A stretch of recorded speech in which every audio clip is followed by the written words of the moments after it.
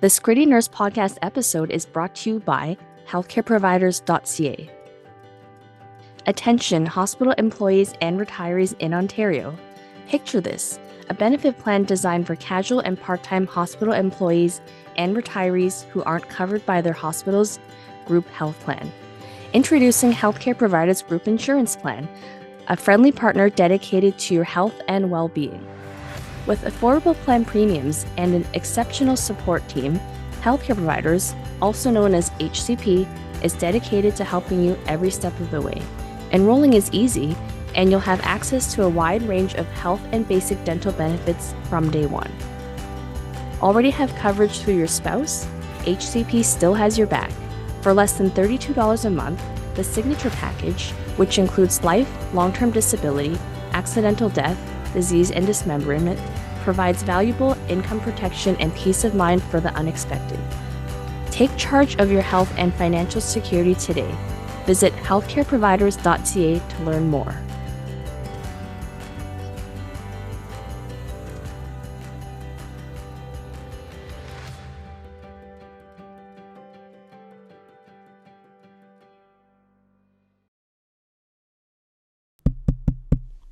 Is this thing on? I think they can hear us a bit better now. Do you think they are ready to change the status quo? It's one thing to get them listening, but now let's get them to act. You are now about to witness the strength of nursing knowledge.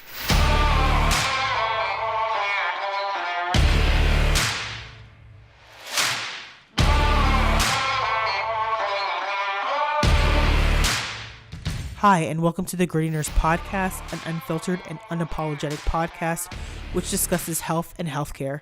My name is Amie. My name is Sarah. And we are your hosts. Don't forget to hit the subscribe button wherever you listen to podcasts, Google, Spotify, iTunes, or our YouTube page. Please rate and review us. Make sure you get our book, The Wisdom of Nurses, coming April 2nd, 2024. There's no better gift than giving the wisdom of nurses to nurses during nursing week. Okay, all you Gritty Nurses, welcome back to the Gritty Nurse Podcast. We have another exciting episode today. We have someone on who's been on several times before, and he is absolutely amazing. So I would like to introduce Bruce Sackman. He served as the Special Agent in Charge, U.S. Department of Veteran Affairs, Office of Inspector General, Criminal Investigations Division, Northeast Field Office until May 2005 when he retired after 32 years of service. In this capacity, he was responsible for all major criminal investigations involving the VA from West Virginia to Maine. During his tenure, he was involved in hundreds of investigations, including allegations of fraud, corruption, false claims, thefts, patient assaults, pharmaceutical drug divisions, and suspicious hospital deaths.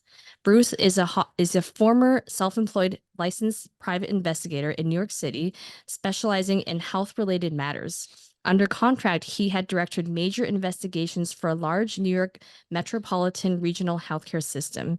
He is also co-author of the book Behind the Murder Curtain. Special Agent Bruce Sackman hunts doctors and nurses who kill our veterans. Welcome back again, Bruce. It's so good to have you. And it's so good to be here. I'm really looking forward to today's episode. We have a lot to talk about. And I always like to preface my remarks by saying that no one has more respect for nurses than I do. And that's coming from someone who has arrested maybe more nurses than just about anybody else. All right? Because along with arresting the bad ones, I got introduced to some fantastic, fabulous nurses who have performed miracles in saving lives and helping me during my investigation. So even though I've seen both sides of the profession, I have the greatest respect for the nursing profession. And I always like to start off that way before we get into the nitty-gritty of some of the not so nice things. Yeah, I'm so thankful that you said that. And I know that these cases are few and far between, but the impact is real. And I think even just last week, we talked about like another nurse who was actually criminalized she wasn't a nurse, she was a medical technologist who was criminalized by another nurse. And I think this is where although these things are rare, we have to talk about them. They're so important that we do, pull back, like in your book, pull back the murder curtain behind these cases. And we know it's not just nurses. We know that there are other healthcare professionals that have been have actually murdered or harmed individuals. But again, that the majority of us are out there to help and to keep people healthy. Absolutely. And anybody who thinks otherwise is totally mistaken. But I tell you something interesting I've noticed in the last couple of years is that more medical professions are now subject to criminal investigation that never were before. Have you noticed this trend? All of a sudden, some activities that maybe were handled administratively, or the nurses just lost their license, or the doctors lost their license. Now, all of a sudden, there seems to be a very, very gradual increase in the number and types of criminal charges that are being levied against medical professionals, which I kind of support. But you know what we haven't seen? We haven't seen any criminal charges against the managers who aided and abetted and let these people continue to work, including, and I'm sure you're probably familiar with, that doctor from Columbia Presbyterian who sexually assaulted hundreds of his patients. Oh, we had an episode where we talked about someone now he was criminally charged, but what happened to all those managers that supported him, who even lied to the patients about this doctor? Oh, yeah. You know what? The hospital paid out millions of dollars, but were any of these managers ever charged? Were any of these managers, did it cost them any money personally? Until that happens, these episodes are going to continue and continue, because the managers are going to say, it's more beneficial for me to do whatever I can to protect the reputation of the hospital, regardless of the safety of the patients. The reputation of the hospital will come first, and that will keep my job. That will keep me employed. All right. It's actually a good feature of this. We're going to be having this conversation a couple of times a year. I 100% agree with you, Bruce. It's actually a very critical feature to even this case. I think we keep hearing that time and time again, but we'll touch on that a little bit later in the episode. I'll hand it back to Sarah to ask you the first question. Yeah, so we were actually really interested in a case that took place in the UK, because all the cases we've talked about so far have been mainly in the US and Canada. And we were actually shocked to hear about the case of Lucy Letby, who was a former ICU or an NICU nurse. And I just wondered, Bruce, if you could give like a brief synopsis and kind of what you thought about this case. Absolutely. I actually spoke about this case on British television. Oh, wow, cool. We need to find your interview about it. And I'll tell you something. People shouldn't be so shocked, because if they had read my book, right, and a number of other books out there, they would see that this is not the first time that a nurse anywhere in the world has not only murdered patients, but murdered children. In England, before Lucy Letby, there was a nurse, Beverly Allen. Have you heard about her? I think I read a Wikipedia thing, but yeah. Murdered a number of babies and children. This was in England, so it shouldn't have been coming such a great shock to them, okay? She was probably the poster girl for Munchausen syndrome by proxy. Now, we spoke about this, but just to remind people what Munchausen syndrome by proxy is, she started out having Munchausen syndrome even as a child. She would burn herself, she would hurt herself, she would bandage herself just to get attention. She would do anything she could do to get attention. Munchausen syndrome by proxy is when you hurt someone else, like a mother sometimes will intentionally hurt a child, and bring the child into the hospital to show what a caring parent they are. Well, we've had a number of cases around the world, including one in my book, where a nurse will intentionally harm a patient and then call a code. Yep. And during the code, she'll start barking orders out to people and taking charge and getting all the attention she wanted. This was very interesting because Lucy Letby, and for those of you who don't know about Lucy Letby was a nurse in England who was eventually, and when I say eventually, there's a long time span between when she was first suspected of murdering people and finally convicted. Right. A very long time span. And in that time span, there is and people should Google this, there's a lot of evidence about how management covered up this crime, refused to call the police. And it usually starts something like this. And we talked about this before. A concerned doctor and nurse will come to management and they'll say, you know, it seems like every time Lucy Letby is on duty, people are dying unexpectedly. Right. He's off duty and everything seems to be fine. Yeah. And management's response is, well, have you actually seen Lucy Letby harm anybody? Well, I actually haven't seen her harm anybody, but here's a series of events that have happened. Well, you know what? I think you better go back and take another look, because if you start claiming that one of our employees is intentionally murdering people, do you know what that's going to happen to the hospital? Right. You know Yeah. you know what's going to happen to your reputation if you're wrong with these allegations? So there's a very, very interesting, and I actually had it printed out. There was a very, very interesting time frame from when the allegations first surfaced to the time that she was actually accused of murdering patients. And how did she murder patients? Well, you know, it's interesting because many medical serial killers actually will find one particular drug or one particular method and keep using that.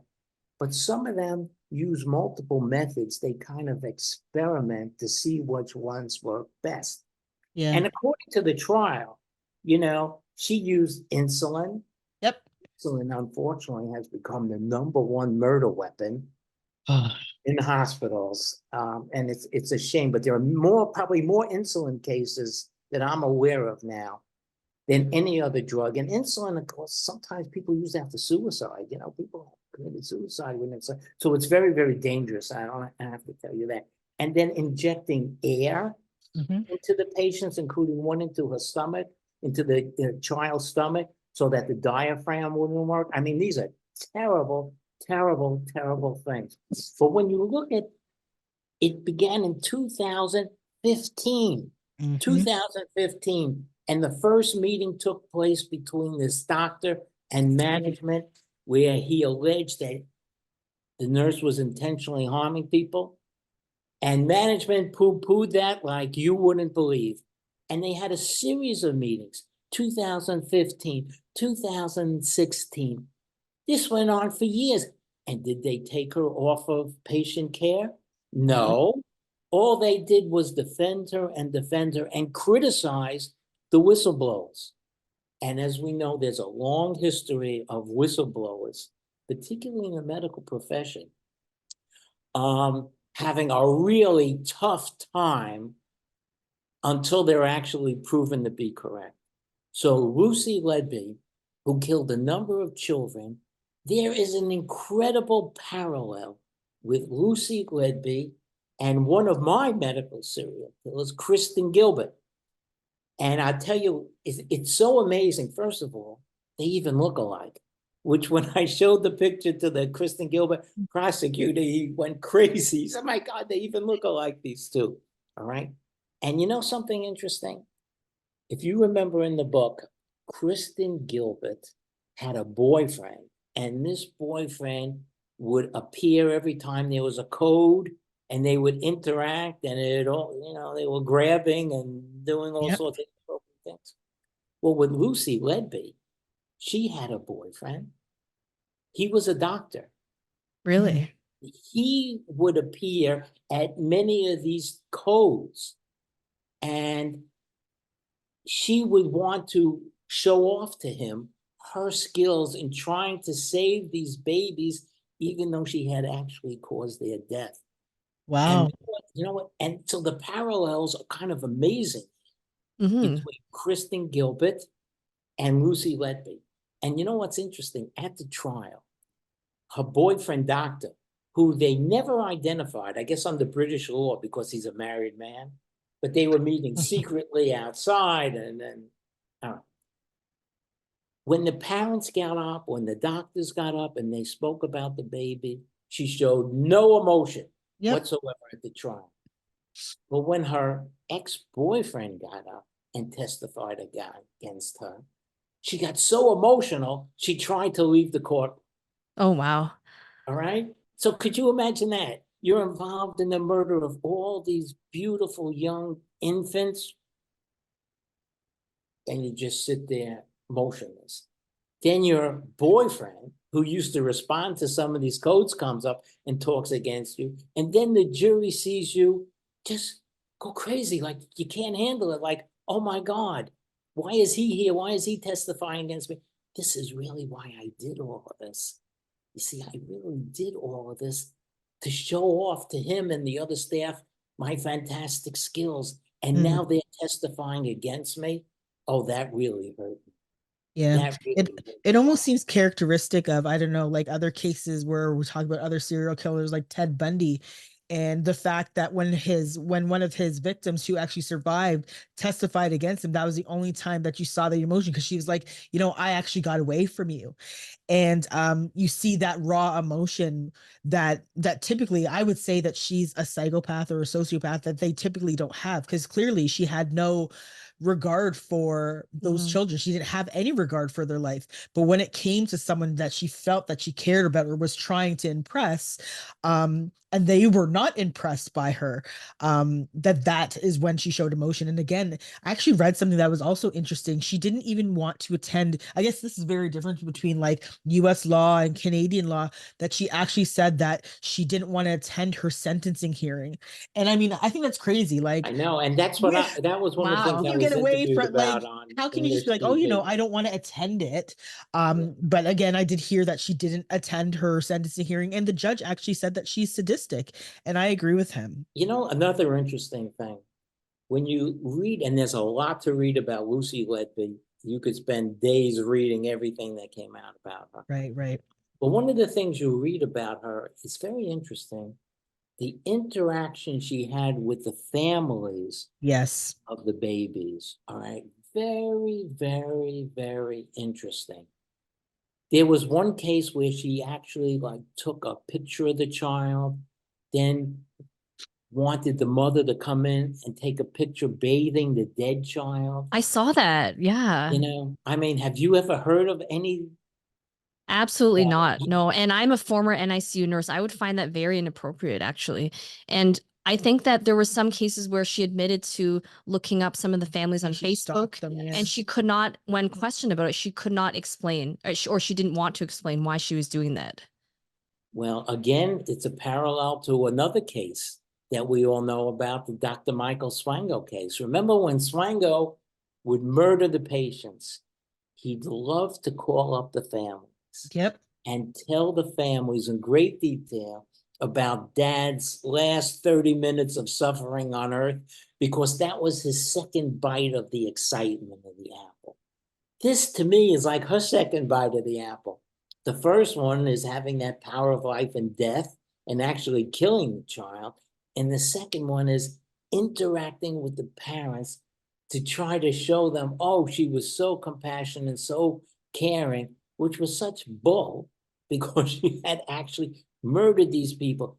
Now, is that the craziest thing that you could ever imagine? It's enough to kill people, but then to interact with the victims' families and try to convince them, oh, what a great, caring, and skilled nurse you really are.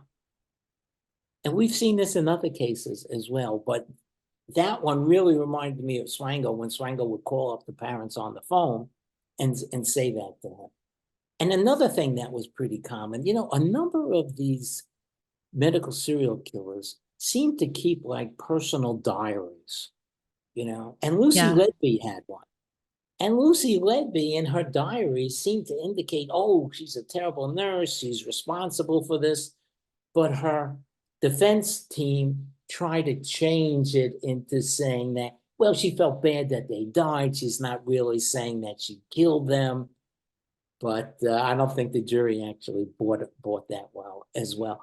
Yeah. Well, that case, Lucy Letby, I tell you, that case was in England and the United Kingdom. I mean, like every day for weeks on end on the print media, the news media.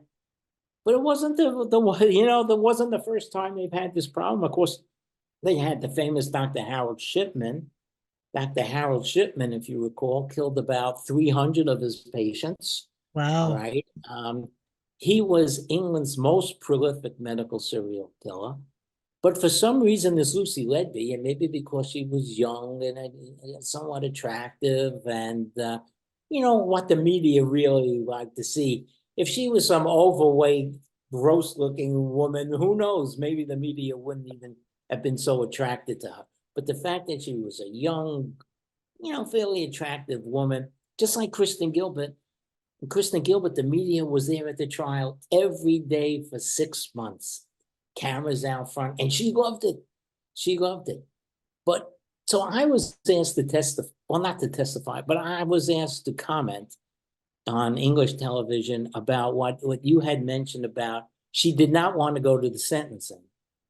And they passed the law now that requires anyone who's convicted of a crime to be at the sentencing. Oh, interesting.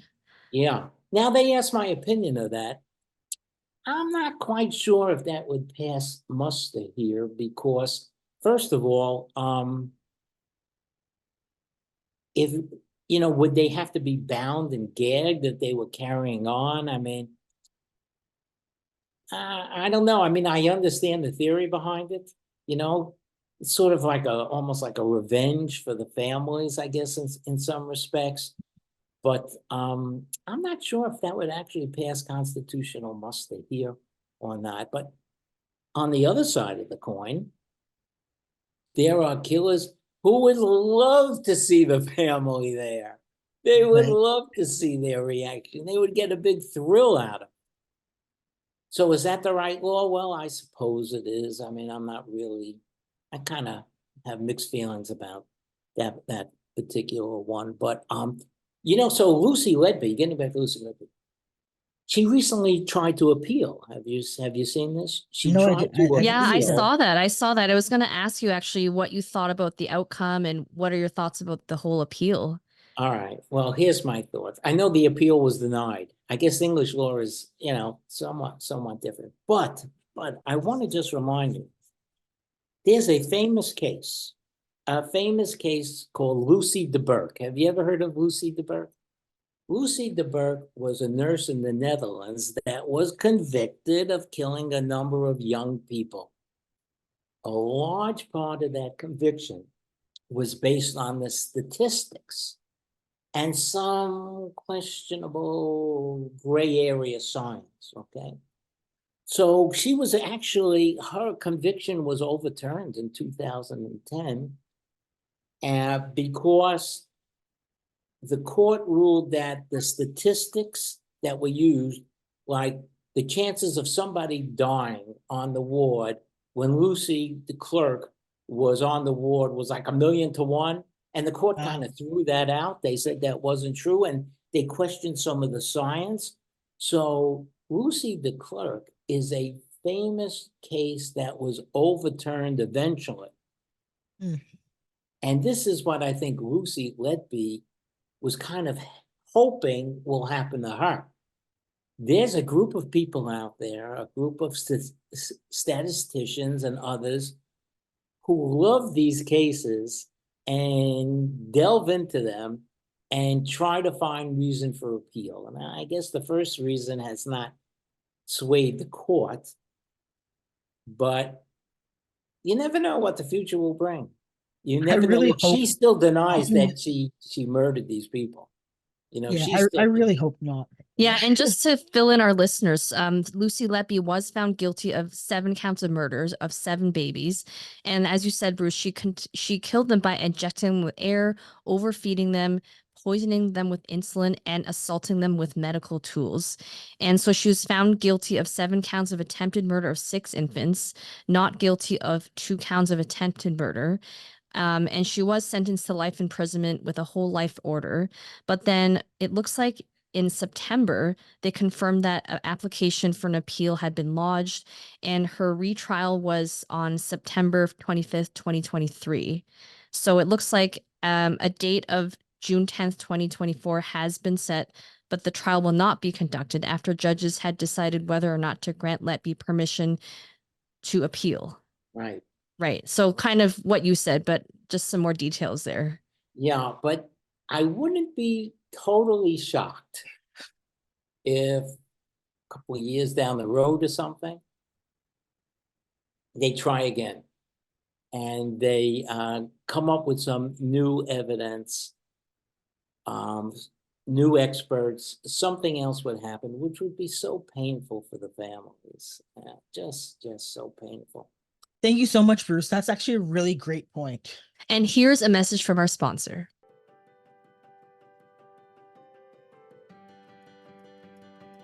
This podcast episode is brought to you by healthcareproviders.ca.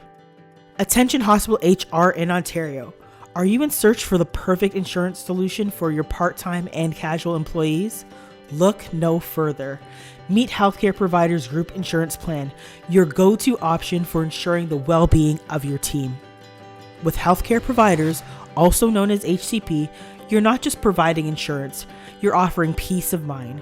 HCP's comprehensive coverage includes medical, dental, and vision benefits designed to keep your part-time employees healthy and happy. There's even a package that includes life, long-term disability, accidental death, disease and dismemberment, coverage for those who have already had benefits through their spouse.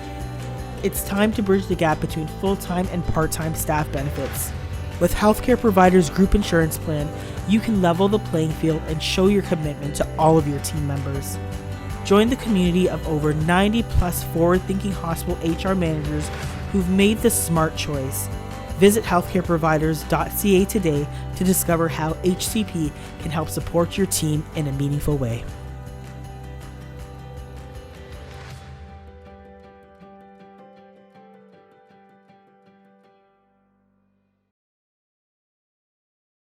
We talk about these numbers and we talk about the science, but sometimes we forget about all the pain that's involved. Could you imagine? I mean, could you imagine if this happened to your child? Mm-hmm. Imagine the pain and suffering that the families go through needlessly because of this, all through the trial, and they have to listen to this. And then if there's an appeal and another trial, the pain is unbelievable. And when you really realize this, how painful it is for the families at the sentencings, because at the sentencing is when the families get an opportunity to get up and speak as to why they feel that the perpetrator of the crime should receive a very strong sentence. Right. And it's very, very emotional. And at that moment, all your thoughts about science and statistics and insulin and all that goes out the window. Because right then you see the whole human side of this. These are people that have lost babies, who have lost young children, children that were improving only because of this person. Right. It is just heart-wrenching. It really is heart-wrenching. Look, during the whole case, especially as investigators, we kind of put this aside, because we have to concentrate on the facts and the science and the witnesses and the testimony and all the things that cops do. And sometimes we kind of forget, or maybe not forget, but put aside the whole human aspect of this. But when it comes to the sentences, boy, it hits you right in the face. Yeah. And then you realize what the families go through here. It's terrible. Well, if you think about it, and I think this is maybe where Sarah has can lend more of her expertise, and maybe even me from just being a parent who had children in the NICU, you're fully entrusting that that care team there is looking after your child. Because again, if they're in the NICU, there's something wrong, right? Maybe there was like, they were born early, they were premature. I had twins, so this case kind of really hit hard for me, because one of the things that they said was she specifically went after twins and triplets and multiples. And we can't be there 8 hours a day. Sometimes you try to be there as much as you can as a parent, but you're not. So you're really entrusting that whoever is looking after your baby, is going to make sure that they're doing what's in their best interest. And again, all babies can do is cry, right? And They not even can't speak, and sometimes, sometimes not not even, even. right? They can't speak. They can't, say what's happening to them. They can't show any signs of distress in terms of, what was happening. And again, Lucy Letby was doing these things to these babies when other nurses were on break. Like, she wasn't doing it around other nurses. She waited for nurses to go on break and to do this. And then again, like what you said, Bruce, like the fact that she would, you know, it's almost like taunting. I would say she's just like any other serial killer out there, because Ted Bundy and various other people would go back to the bodies to desecrate them. They would follow what was happening with the family. She reached out to several families on Facebook. This is a horrible, horrible individual. I couldn't imagine as a parent what I would feel if I knew this person now tried to, I think she also said, I think that like you think she did prints and things for the babies. Like, she was just like, that's an awful thing to do. And I think Isn't as it? a parent, for me to recognize that this person was the same person who patted me on the back while I was crying and upset, was the same person who murdered my child, is unimaginable. It's unthinkable. Yeah, and I would Well, say that, yeah, go ahead, Bruce. I was just going to say, you had mentioned about the crying. And one of the things that came out during the trial is that when Lucy Letby injected air into the abdomen of one of those twins, the nurses heard a crying like they've never heard before. Oh my God.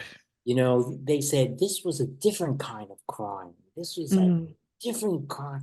This is something we hadn't heard before. And that was very telling to them as Yeah. well. Yeah, it's just hard as a nurse, right? Because everything that I'm hearing goes against everything that I stand for, right? Like the whole air in the line, it's just, I don't even know how people come up with this stuff. And it is really hard for parents to leave every night. Like, there were parents who would cry every time they had to leave, and to think that some of their fears were not unfounded because of people like Lucy Letby. It's just really, really horrible and traumatic to hear about that. Yeah. And what kind of angered me during this thing is, for years I have been pushing this red flags, the Right. red flags. Let's go over some of these red flags for a minute. Yes, let's do that. And take a look at Lucy Letby and some of the other cases we met. Okay. First red flag. Statistically, a patient's risk of harm or death is significantly greater when treated by the subject. I think she gets a check mark for Yep. that one, right? Subject worked a graveyard shift, was alone with the patient, or patients were screened off from others. Check. Subject is uncommonly accurate in predicting patients' demise. I don't know if that was one of them. I don't know. But this is definitely one. Patients' deaths were unexpected by staff or family. Family not at the patient's bedside. Yep. Now you see why I was getting angry when I'm watching this case. I said, because since the year like 2000, I've been teaching this and preaching this, and here we go again. One of the most terrible ones that I've seen. Death certificates cite illness as a cause of death, like cardio or pulmonary embolism or cardiac arrest. Nothing like what was actually used to kill people, all right? Initial review, how about this one? Finds insufficient evidence to pursue the case. Protective management buys in quickly. Hey, Lucy Letby's not the first case that this has happened to. This has happened to case after case around the world. And as I'm watching Lucy Letby, the steam is coming out of me, because I said, my God, I have seen this so many times. The whistleblowers on Lucy Letby were actually ordered to apologize to her. Wild. Yeah, She's I mean, murdering people and they were ordered to apologize to her. All right. Here's another one. I mean, the subject often continues patient care during investigation and removed only after allegations become more and more knowledgeable. yep. They kept her on. It's not like they took her out of patient care. They kept her in there and they kept with patient care even when all these allegations had surfaced. Don't you think somebody who's responsible for that should, if the law doesn't say that they could be prosecuted, then I think we need to change the law Yeah. Mhm. I for think people this is like this where, are prosecuted.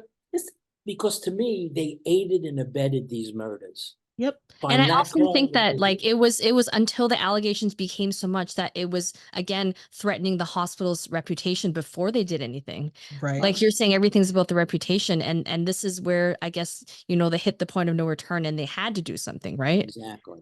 Yeah, I think Exactly. it's very disgraceful that this is a part of the problem that we have within our healthcare system, that it's more important for the hospital to maintain a certain status or reputation versus then actually persecute people who are harming or murdering people within our hospital walls. But I think also it's important to understand that there remain many unanswered questions about this. We obviously know now through the criminal case that Letby was guilty of these crimes. That's been proved beyond reasonable doubt. But there are a whole series of further questions, particularly around the actions of hospital management, and particularly the sense that hospital management was driven by reputational protection of the hospital rather than by patient safety. And I think those are the questions that I think my clients and many others are now obviously focused on trying to get answers to. And how are you doing that? I've read some stories about how your clients were kind of waved off when they raised concerns. Tell me a little bit about that. Yeah, so I mean, after the death of their child, one of the families we represent had some correspondence from Ian Harvey, who was the medical director of the hospital at that time, and the correspondence indicated, although to be honest it was fairly vague, but it indicated that various investigations were being conducted. And it actually invited the family to make contact with Mr. Harvey, invited them to phone in and make contact and get more details. They tried to do that. They've told us that they tried to do that many, many times, but they were unable to get any response out of him. He never returned any of their calls, and it never arranged a meeting, although the letters made reference to the his wish to have a meeting, but that none of that ever materialized. It's important to understand that the families we represent are very, very ordinary people, just normal families. They're not used to negotiating their way through an NHS bureaucracy, a health service bureaucracy, and medical terminology, particularly in circumstances where they've lost children in very traumatic circumstances. So the hospital has a responsibility in this situation to reach out and try to help them through this process, and that unfortunately, I'm afraid, is not what happened. And the sense we get is very much that Harvey was not interested in trying to be candid with them about what was going on, didn't respond to their calls, and they were left very much in the dark about the reality of what had occurred. Now, that was, as we understand it, this was before the police investigation got underway, and I think Mr. Harvey, in his response to the newspaper article overnight, has tried to suggest that he was limited in what he could say because of the police investigation. But this correspondence that they received from him came before the police investigation, as we understand it, and so. And as I say, he was actually inviting them to get in contact and to get more information, and so their sense is very much that they were fobbed off. That's how they felt about it. They very much felt that he wasn't interested in engaging with them about what had occurred, and that's consistent with what others have said about his attitude here. And so we have a situation where families have been through this desperately traumatic loss of a child, and were wanting to get some answers. You know, how did this happen? What were the circumstances? And you know, what went wrong? And none of that was really forthcoming in reality.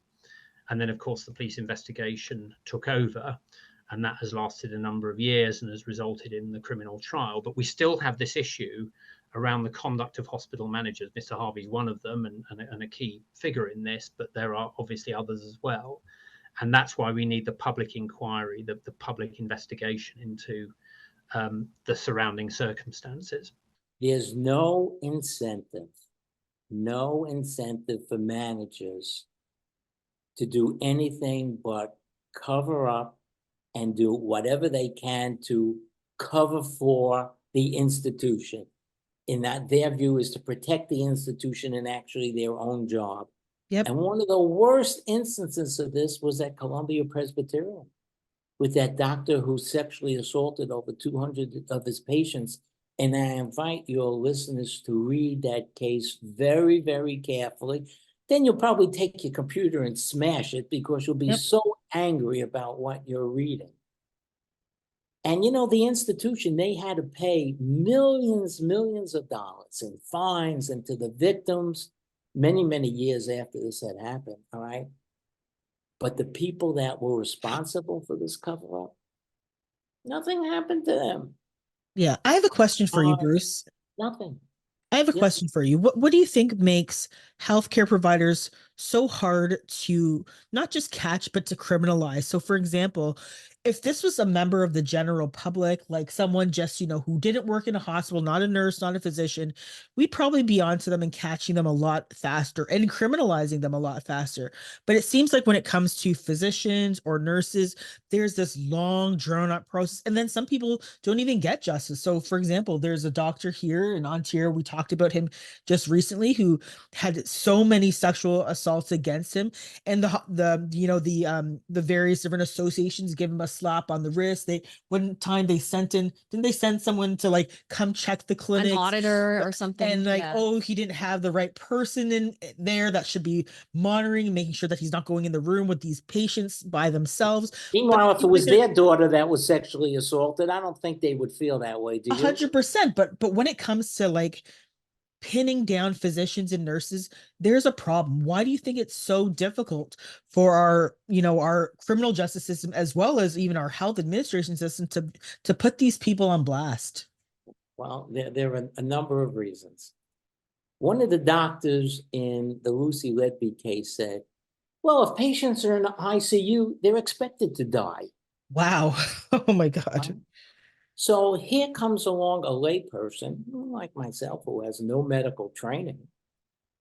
And eventually when they get called to the hospital, they will hear something like this.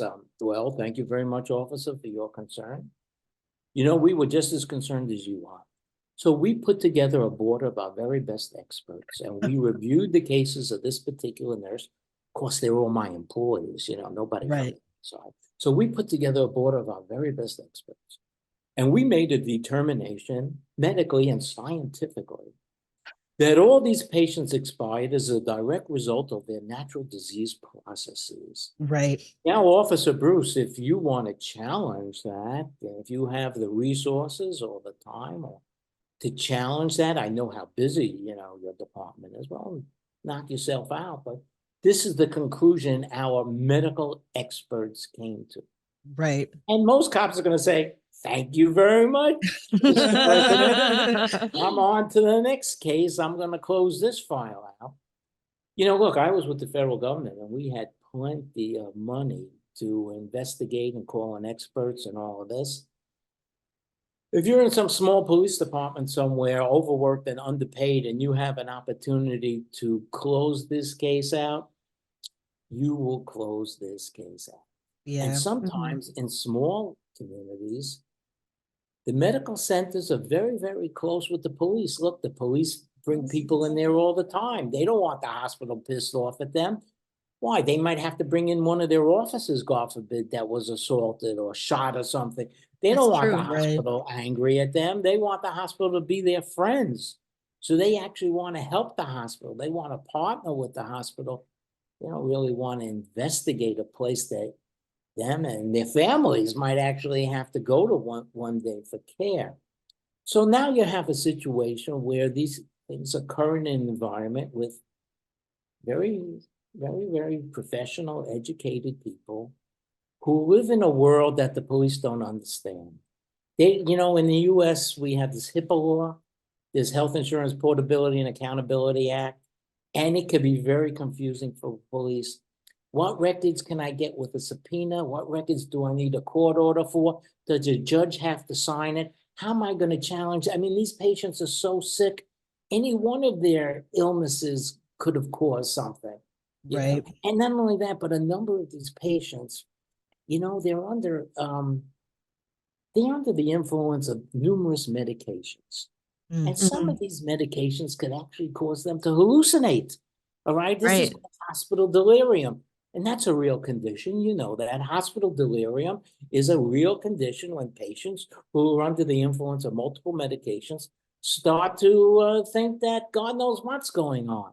Right. So, officer, this is what happened. You see, these women who think they were sexually assaulted, they were, they were on certain drugs. There were no witnesses to this. This doctor he's a pillar of the community. We're not talking about some street level thug here. We're talking about a medical professional. All right. So, you know what? Just let us handle it, officer. And by the way, if you and your family are ill, just call me up and we'll have the best doctors available for you and your department. Yeah, I think there's something very problematic about hospitals investigating themselves. I think that's hugely problematic. And I also think it's problematic that, a lot of these associations, whether it's a medical association or nursing association, there might be unions or things or power or money behind them that really prevent that criminalization or investigation of these these nurses or physicians. And again, nurses just this year, after 20, I think it's like 22 years in a row, have been noted as the most trusted profession. And again, I believe that we should be trusted, but again, I think there should still be some measure where if there are things that look untoward, that nurses, just as any other individual, are investigated appropriately and thoroughly. And I always beg the question, because I don't know if you noticed too, Bruce, with how the media even talked about Lucy Letby, that, she's beautiful, she's unassuming. I remember seeing a little clip of her and her voice was very calm. I don't know if she was like very quiet and very demure. And I blame the media for also painting this type of picture of her as this angelic nurse. And she clearly was not. And I think that, there's a lot of people that we have to hold accountable. Management staff for really hiding and trying to defend themselves in relation to this case.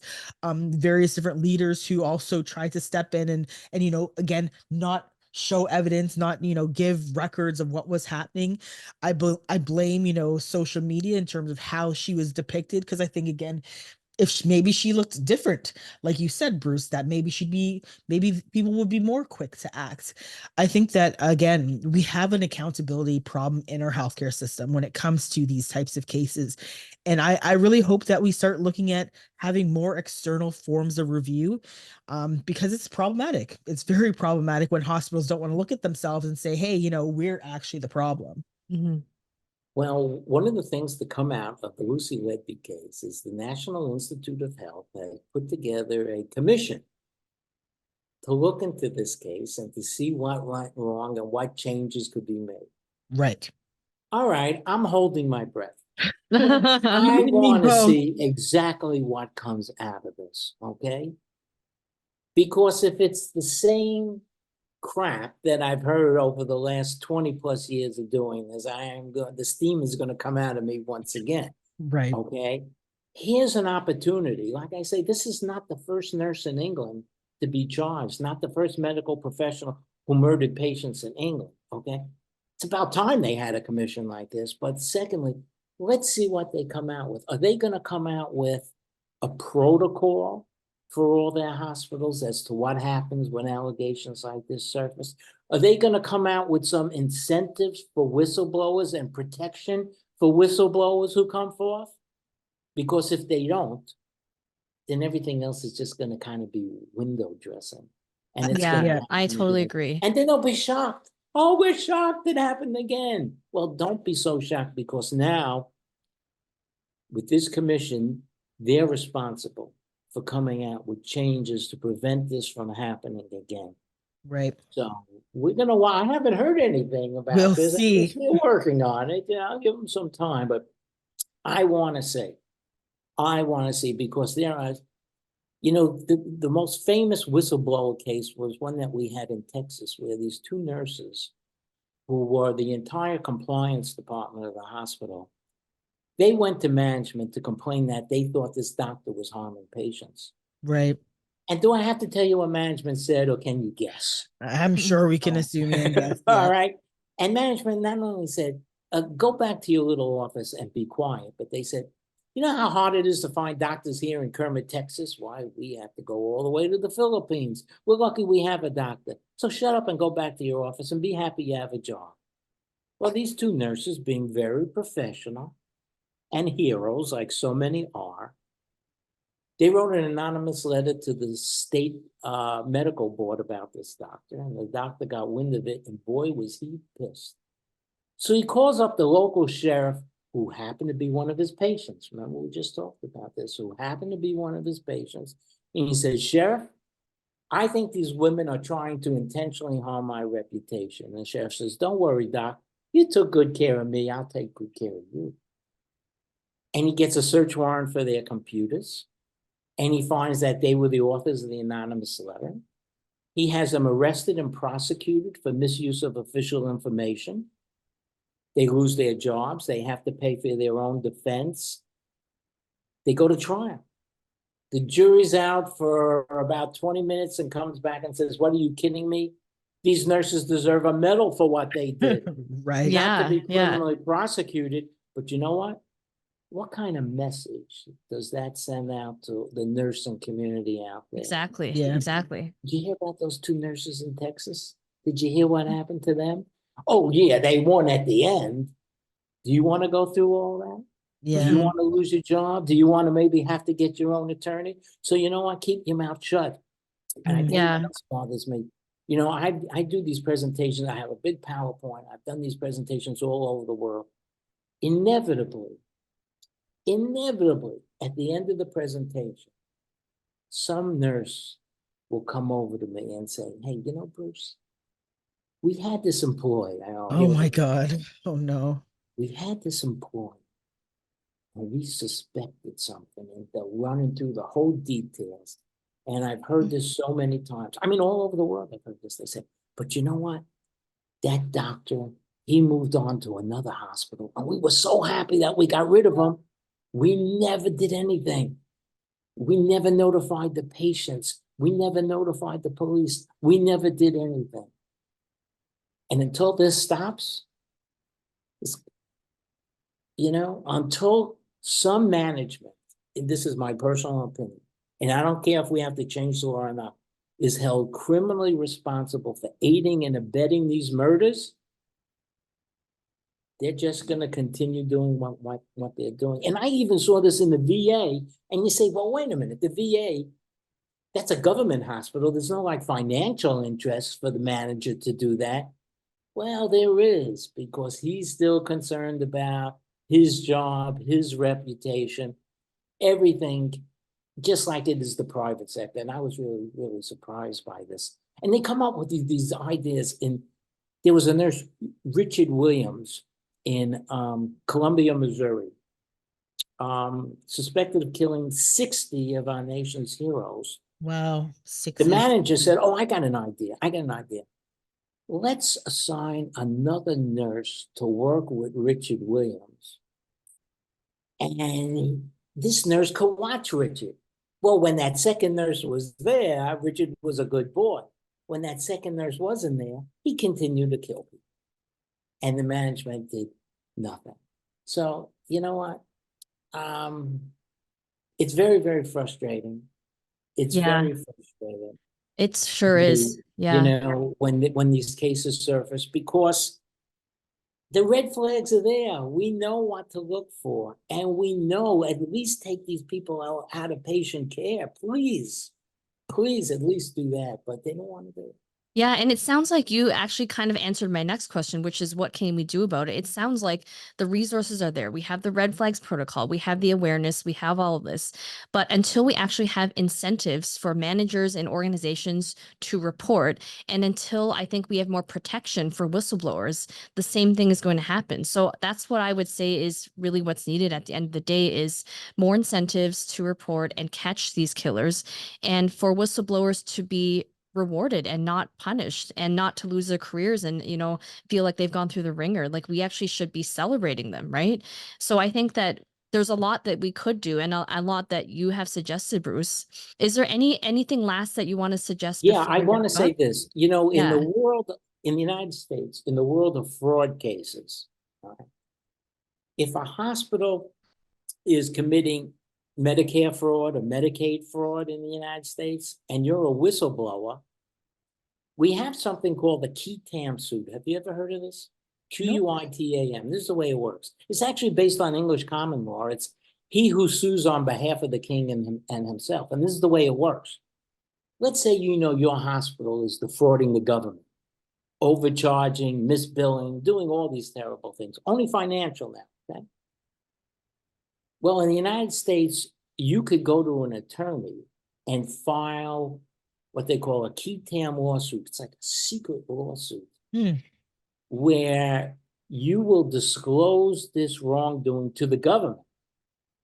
And the government will do the investigation, and you, as the whistleblower, someone we call the relator, can receive a portion of the money that the government recovers in fines and penalties. Now, isn't that wonderful? Now, as an investigator, this was my favorite law. I had 7 of these cases ongoing at any time, many of them against pharmaceutical companies for off-label marketing. We had one case where a relator, a whistleblower, got $25 million from the government for a fraud that he related. Wow, that's If he had wild. related that a doctor was killing patients, how much money would he get? Interesting. Zero. Okay. Right. So I think one of the things we need to do is create a similar incentive for medical professionals who reveal and disclose, and then it's eventually proven that some of their coworkers or medical professionals are intentionally harming people. Now, I don't know how you'd put a dollar amount on that, Right. and that's something you could discuss.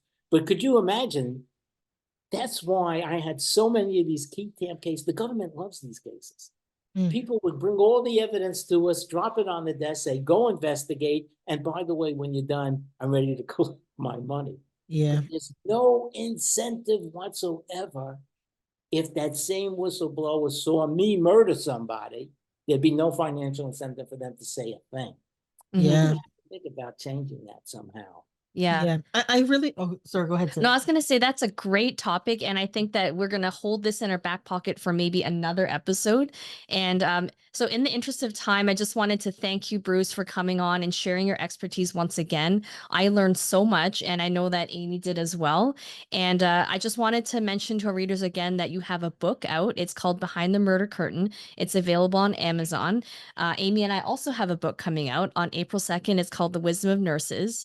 So if you listeners want to look up both books, we'd be very grateful. I think they're both really great reads. And thank you again so much, Bruce, for coming on today. Yeah, thank you. It's my pleasure, and I look forward to reading your book. Yes, well, As soon as we it should comes send out, you one. just send me a little note, and I'll go on Amazon and be the first person to order it. Amazing. Thank you so much. Take care, Bruce. Right, Thank you're you. welcome. Okay. Bye-bye.